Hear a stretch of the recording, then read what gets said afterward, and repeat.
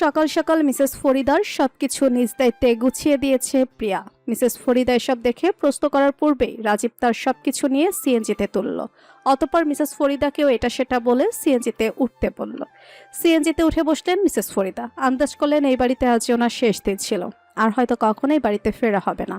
আজ যদি বাড়িটা ওনার নিজের নামে থাকতো তাহলে হয়তো উনি অধিকার দেখাতে পারতেন, কিন্তু স্বামীর রেখে যাওয়া এই এক বাড়িটি যে বহু আগে ছেলের নামে করে দিয়েছেন। এসব ভেবে দীর্ঘশ্বাস ফেললেন উনি। অনেকটা সময় পর সিএনজি থামলো একটা বাড়ির সামনে। মিসেস ফরিদা সিএনজি থেকে নেমে দেখতে পেলেন বাড়ির গেটের উপর বেশ বড় সাইজের একটা বোর্ড টানানো। বোর্ডের উপর জল করছে বৃদ্ধাশ্রম শব্দটি। মিসেস ফরিদার আর বুঝতে বাকি রইল না বৃদ্ধ বয়স ওনার শেষ ঠিকানা কোথায় হতে যাচ্ছে। রাজীবকে হন্তদন্ত হয়ে সবকিছু বাড়ির ভেতরে রেখে আসতে দেখে তার ছেলের হাসি হাসলেন মিসেস ফরিদা, তবে টু শব্দটিও করলেন না। রাজীব সবকিছু রেখে মায়ের সামনে দাঁড়ালো, হাসার চেষ্টা করেও বলল, আমি খোঁজ খবর নিয়েছি, জায়গাটা ভালোই, তোমার ভালো লাগবে। দেখো, এখানে তোমার বয়সী অনেক মানুষ আছে, তোমার সময় ভালো কাটবে, আর আমি আসবো তোমার সাথে দেখা করতে। কিন্তু আমি আর তোমার সাথে দেখা করতে চাই না, ভালো থেকো। কতটুকু বলে চোখের পানি ফেলতে ফেলতে বাড়ির ভেতর প্রবেশ করলেন মিসেস ফরিদা। একটিবার পেছন ফিরে তাকালেন না। রাজীবও তেমন মাথা ঘামালো না, রওনা করলো বাড়ির উদ্দেশ্যে। দেখতে দেখতে পেরিয়ে গেছে অনেকগুলো দিন।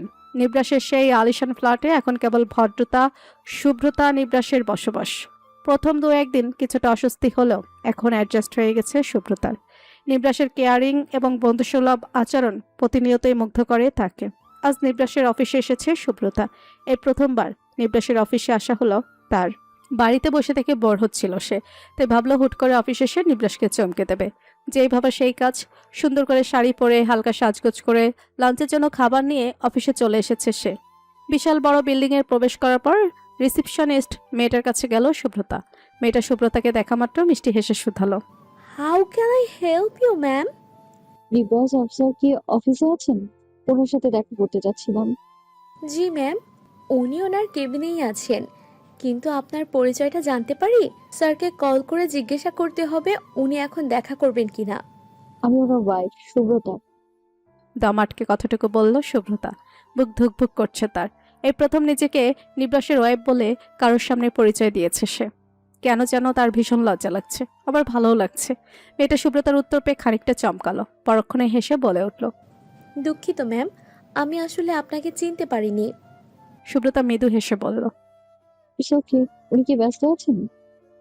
মেয়েটা নিজের হাত ঘড়ি দেখে বলল, আর 2-3 মিনিট বাদেই লাঞ্চ ব্রেক শুরু হবে, তখন স্যার ফ্রি থাকবেন। তাহলে ওনাকে কল করে জানাবেন না আমি এসেছি। লাজুক স্বরে বলল শুভ্রতা। শুভ্রতার কাণ্ডে হাসলো রিসিপশনিস্ট মেয়েটি। এতে যেন আরো বেশি লজ্জা পেল শুভ্রতা। সে মেয়েটার কাছ থেকে নিবরাস কোন ফ্লোরে কোন রুমে বসে জেনে নিয়ে লিফটে উঠল। নিবরাসের কেবিন 4th ফ্লোরে। 4th ফ্লোরে পৌঁছে সহজেই নিবরাসের কেবিন রুমটা খুঁজে পেল শুভ্রতা। খুশমনে নিবরাসের কেবিনের দরজা খুলতেই থেমে গেল সে। ভেতরে নিবরাস একা নয়, তার সাথে একটি মেয়ে রয়েছে। মেয়েটা বেশ সুন্দর এবং স্টাইলিশ। সমস্যা সেখানে নেই।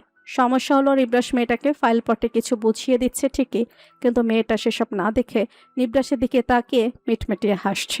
এটা দেখে ভীষণ রাগ হলো শুভ্রতার। গা জ্বলে উঠল যেন। সে রুমের দরজায় বেশ শব্দ করে নক করে রুমে প্রবেশ করলো। সুব্রতার দরজা নক করার শব্দে নিবরাস এবং মেয়েটা উভয় দরজার দিকে তাকালো। সুব্রতাকে দেখে অবাক হওয়ার সাথে সাথে খুশি হলো নিবরাস, তবে মেয়েটা রেগে গেল। নিবরাস কিছু বলার পূর্বেই সে উচ্চকণ্ঠে বলে উঠল, hey miss, who are you?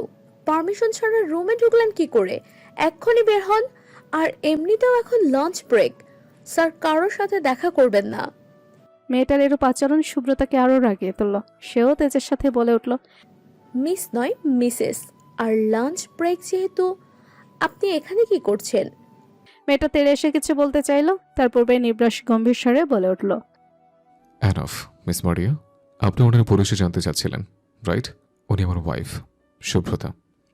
Nibras সুব্রতার কাছে এগিয়ে গেল, তাকে এক হাতে আগলে নিয়ে পুনরায় বলে উঠল, উনি পারমিশন ছাড়াই আমার রুমে ঢুকবেন, যখন ইচ্ছে তখন আসবেন। এই ব্যাপারে আপনাকে ভবিষ্যতে কখনো যেন ইন্টারফেয়ার না করতে দেখি। আপনি নতুন আসছেন, তাই এবারের মতো ছাড় দিলাম। আপনি এখন আসতে পারেন, বাকিটা রিয়াদ আসলে ওর কাছ থেকে বুঝে নেবেন। নিবরাসের রিপ্লাইয়ে নিমেষে মুখটা চুপসে গেল মারিয়া নামক মেয়েটার। নতুন কোম্পানিতে জয়েন করেছে সে। ইয়ং হ্যান্ডসাম বসকে দেখে ক্রাশ খেয়ে গিয়েছিল, তাই তো আগে পিছে ঘুরছিল।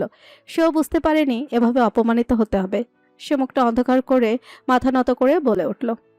Sorry sir, sorry ma'am. মারিয়া নামক মেয়েটা রুম থেকে বেরিয়ে যেতেই নিবরাস সুব্রতাকে উদ্দেশ্য করে বলল। এক্সট্রিমলি সরি সুব্রতা, প্রথমবার অফিসে এসে আপনাকে এমন সিচুয়েশনে পড়তে হলো। সুব্রতা টেবিলে খাবারের বক্স রাখলো, মুখটা অন্ধকার হয়ে আছে তার।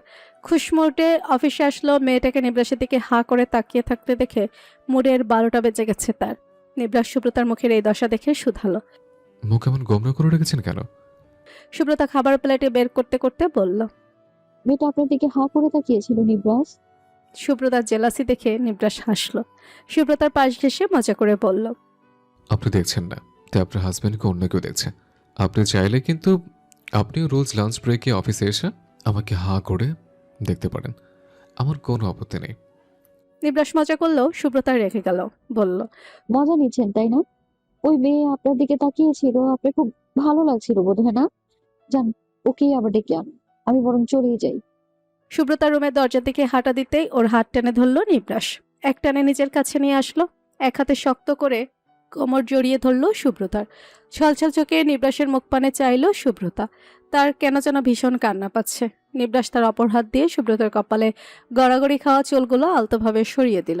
কপালে কপাল ঠেকিয়ে মহাচ্ছন্ন কণ্ঠে বলে উঠল।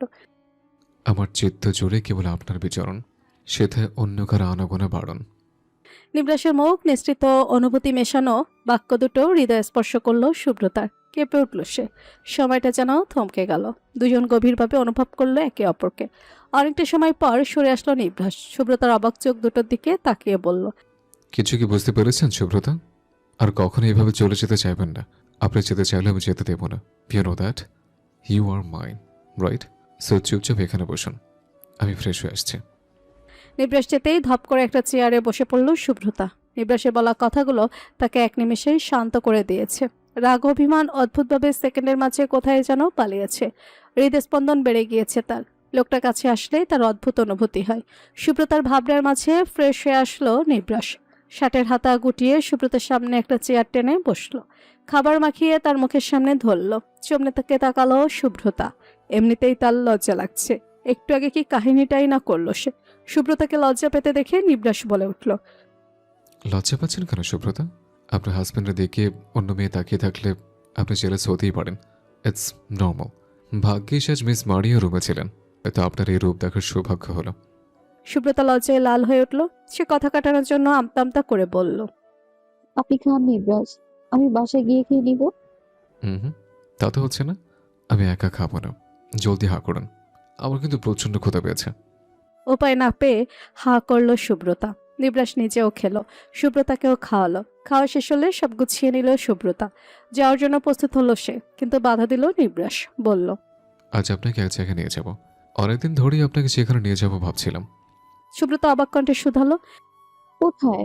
আর আপনার কাজ নেই? গেলেই দেখতে পাবেন। আর আজ তেমন একটা কাজ নেই, যে আছে বাকিরা সামনে নিতে পারবে। চলুন যাওয়া যাক। নিবরাসের সাথে বিল্ডিং এর বাহিরে আসলো সুব্রতা। হঠাৎ কিছু মনে পড়ে যাওয়ায় নিবরাস বলল। আপনি একটু ওয়েট করুন সুব্রতা, আমি 2 মিনিটের মধ্যে আসছি। নিবরাস পুনরায় বিল্ডিং এর ভেতরে চলে গেল। বাহিরে দাঁড়িয়ে ওয়েট করতে লাগলো সুব্রতা। এমন সময় কেউ একজন বলে উঠল। সুব্রতা, তুই? নিবরাসের জন্য অফিসের বাইরে দাঁড়িয়ে অপেক্ষা করছিল সুব্রতা। এমন সময় পরিচিত কণ্ঠে নিজের নাম শুনে সেই ব্যক্তির দিকে তাকালো সে। অস্ফুট স্বরে উচ্চারণ করলো। রাজীব। রাজীব সুব্রতার কাছে এগিয়ে এলো, অবাক স্বরে জিজ্ঞেস করলো। সুব্রতা, কেমন আছিস? আর এখানে কি করছিস? কতদিন পর দেখা হলো। তুই তো দুঃখে কষ্টে আমাকে ফেসবুক থেকেও ব্লক দিলি, তাই আর কোনো খোঁজ খবর পেলাম না। সুব্রতা সামান্য হাসলো, বলল। আলহামদুলিল্লাহ, অনেক ভালো আছি। আর এখানে? সুব্রতাকে কথা শেষ করতে দিল না রাজীব। ওর কথার মাঝখানে বলে উঠল। জবের জন্য এসেছিস বুঝি? তাই হবে। জব লাগলে আমাকে বলতে পারিস, আমি একটা ছোটখাটো জবের ব্যবস্থা করে দেবো না। এতটুকু হেল্প করতেই পারি। ও হ্যাঁ, আরেকটা প্রশ্ন তো করতেই ভুলে গেলাম, বিয়ে করেছিস নাকি? রাজীবের সমস্ত কথা শুনে আবারও হাসলো সুব্রতা, বলে উঠল। করেছি বিয়ে। রাজীব যেন সুযোগ পেল, বলল। তাহলে জব খুঁজছিস কেন? হাজবেন্ড বুঝি তোর নিডস পূরণ করতে পারছে না? ইস, কেমন হাজবেন্ড পেয়েছিস রে। নিশ্চয়ই কোনো বয়স্ক আঙ্কেলকে বিয়ে করেছিস, তাই না? এছাড়া আর কে বিয়ে করবে তোকে? এখন তোকে উল্টো সেই আঙ্কেলে দেখাশোনা করতে হচ্ছে, রাইট? বাই দ্য ওয়ে, তুই কিন্তু হেব্বি সুন্দর হয়েছিস। লাস্টবার কেমন দেখেছিলাম আর আজ কেমন দেখছি। আমি তো ভেবেছিলাম তুই আর তোর রূপ ফিরেই পাবি না, যে অবস্থা হয়েছিল তোর। বাট তুই তো দেখি আগের চেয়েও বেশি সুন্দর হয়ে গেছিস। সুব্রতাকে সম্পূর্ণরূপে পরখ করে শেষ কথাটুকু বলল রাজীব। রাজীবের কথার মাঝেই অফিস থেকে বেরিয়ে এলো নিভ্রাস। সুব্রতাকে উদ্দেশ্য করে বলল, চলো সুব্রতা, যাওয়া যাক। গাড়ির চাবিটা ভুলে এসেছিলাম, তাই নিয়ে আসলাম। নিবরাসকে সুব্রতার সাথে কথা বলতে দেখে অবাক হলো রাজীব। নিবরাস এবার খেয়াল করলো রাজীবকে, মৃদু হেসে জিজ্ঞেস করলো, আরে মিস্টার রাজীব, যে ডকুমেন্টসগুলো দিতে এসছেন নিশ্চয়ই। আমি তো একটু বাইরে যাচ্ছি, আপনি ওগুলো জাভেদ ভাইয়ের কাছে দিয়ে দেবেন। উনি আমার ডেস্কে রেখে দিবে ওগুলো। রাজীব বাধ্য ছেলের মতো মাথা নাড়িয়ে বলল। Okay sir. অতঃপর কৌতূহল দমাতে না পেরে একবার নিবরাসের দিকে তাকিয়ে জিজ্ঞেস করলো। স্যার, আপনি সুব্রতাকে চেনেন?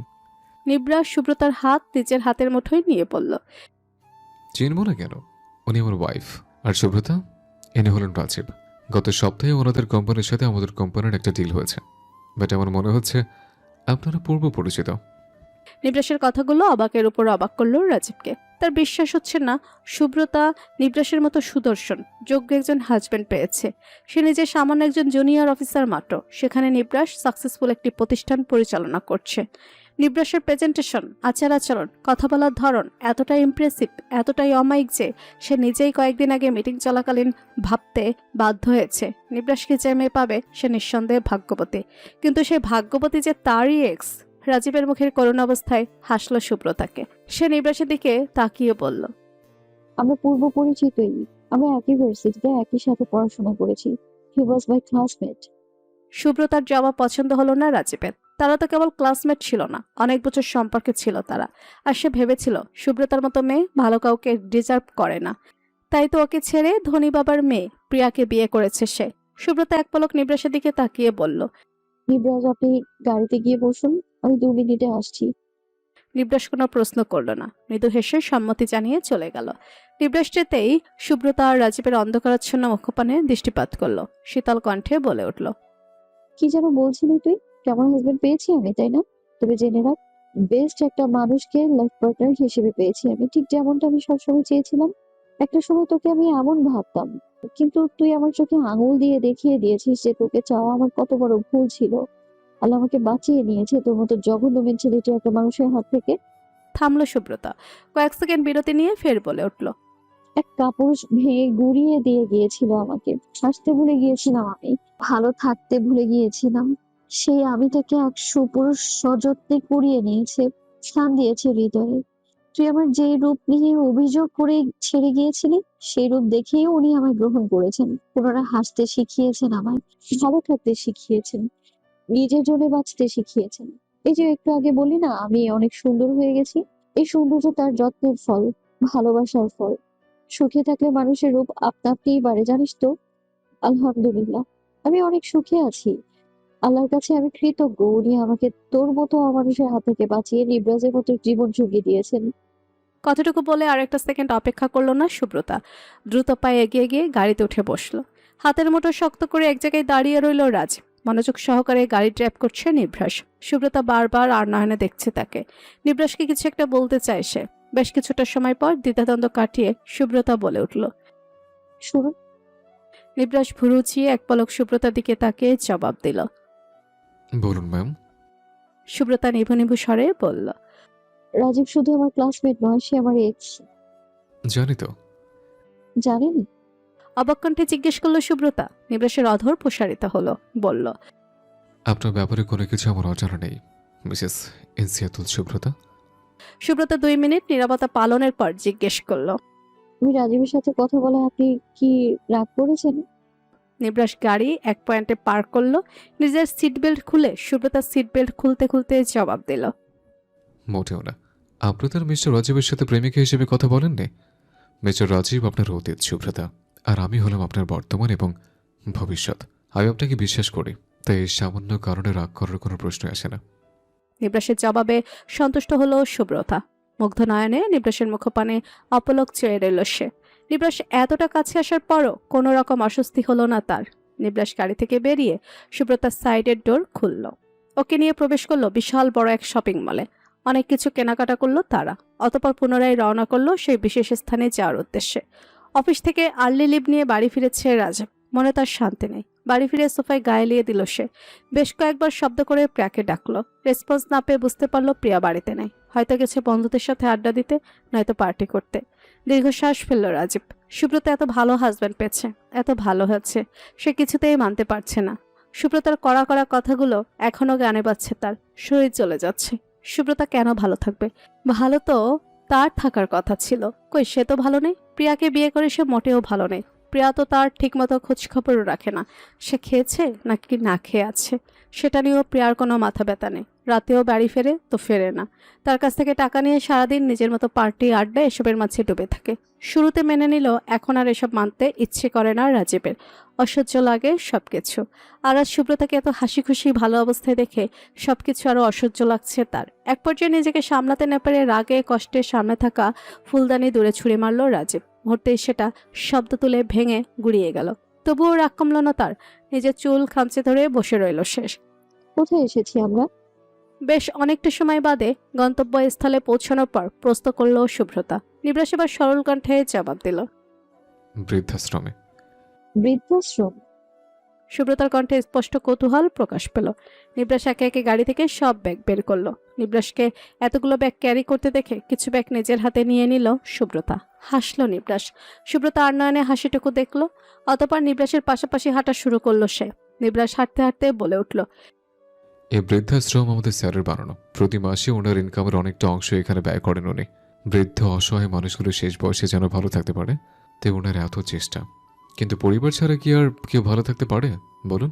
ছেলে মেয়ে নাতি নাতনিদের এক পলক দেখার জন্য সবসময় ছটফট করেন ওনারা। এখানে আমার যাতায়াত বহু আগে থেকে, যখন থেকে খোঁজ পেয়েছি আর কি। কিন্তু স্যার অসুস্থ হওয়ার পর থেকে সব দায়িত্ব আমার কাঁধে পড়েছে।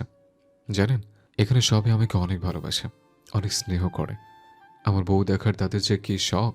যখন থেকে জেনেছে আমি বিয়ে করেছি, তখন থেকে সবাই অপেক্ষা করছে আপনাকে দেখার জন্য। তাই তো আজ সুযোগ পেয়ে আপনাকে নিয়ে চলে আসলাম।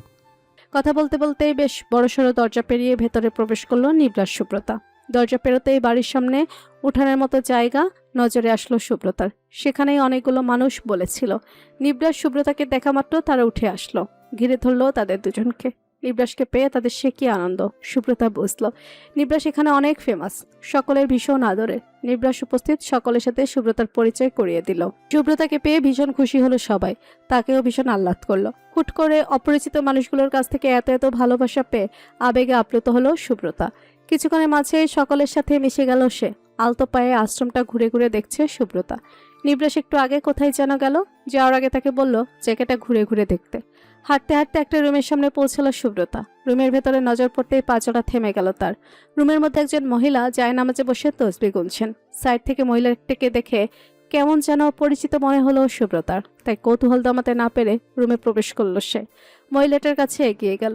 যতই কাছে গেল ততই মুখটা স্পষ্ট হয়ে ধরা দিল সুব্রতার কাছে। চমকে উঠল সে। এ যে রাজীবের মা, মিসেস ফরিদা। সুব্রতার মুখ দিয়ে আপনা আপনি বেরিয়ে আসলো, আন্টি।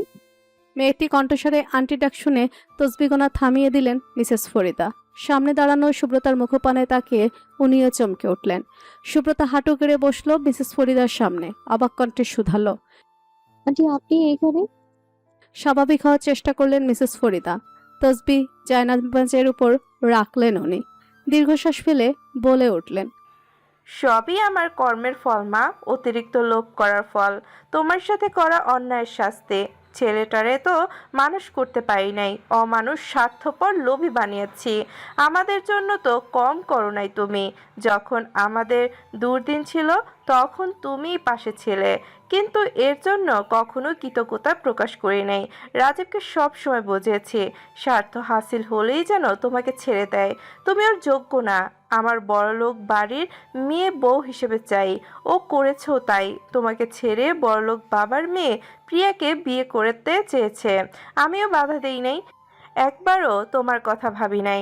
লোভ করেছি, আনন্দে আত্মা পাড়া হয়ে প্রিয়ার সাথে রাজীবের বিয়ে দিয়েছি। তখন বুঝতে পারি নাই আমি কত বড় সর্বনাশ করেছি। প্রিয়া একটা চরিত্রহীন মেয়ে, ও রাজীবকে ভালোবাসে না। হয়তো একসময় ওর প্রেমে পড়েছিল, কিন্তু এখন কেবল ওরে ব্যবহার করছে, ঠিক যেমনটা একসময় রাজীব তোমাকে ব্যবহার করেছে। কিন্তু রাজীব সেটা বুঝতে পারছে না। প্রিয়ার কথাতেই ও আমাকে বৃদ্ধাশ্রমে রেখে গেছে। অবশ্যই এটা আমারই পাপের ফল, এমনটা হওয়ারই ছিল। ভেবেছিলাম বড়লোকের মেয়ের সাথে ছেলের বিয়ে দিলে টাকার উপর বসে থাকতে পারবো, রানীর মতো রাজত্ব করতে পারবো। কিন্তু আল্লাহ দেখিয়ে দিয়েছে অতিরিক্ত লোভ করলে, কারোর সাথে অন্যায় করলে, কাউকে ঠকালে কি হয়। আমার বিশ্বাস রাজীবও এটা শীঘ্রই টের পাবে। তবে ভালোই হয়েছে তোমার সাথে দেখা হয়ে গেছে। তোমার কাছে ক্ষমা চাই মা, আমাকে ক্ষমা করে দিও তুমি। কথাগুলো বলতে বলতে কেঁদে ফেললেন মিসেস ফরিদা। শাড়ির আঁচল দিয়ে চোখের পানি মুছতে লাগলেন উনি। ওনাকে এই অবস্থায় দেখে খারাপ লাগলো সুব্রতার। দীর্ঘশ্বাস ফেলল সে, বলল, আপনার উপর আমার কোনো রাগ নেই আন্টি, অনেক আগেই ক্ষমা করে দিয়েছি। কারণ আমি যা চেয়েছিলাম আল্লাহ তার চেয়ে বহু গুণ ভালো কিছু আমায় দিয়েছেন। মিসেস ফরিদা চোখের পানি মুছে সামান্য হাসার চেষ্টা করলেন, শুধালেন, তা তুমি এখানে কি করছো? একা এসেছো নাকি কারোর সাথে এসেছো? সুব্রতা জবাব দিল,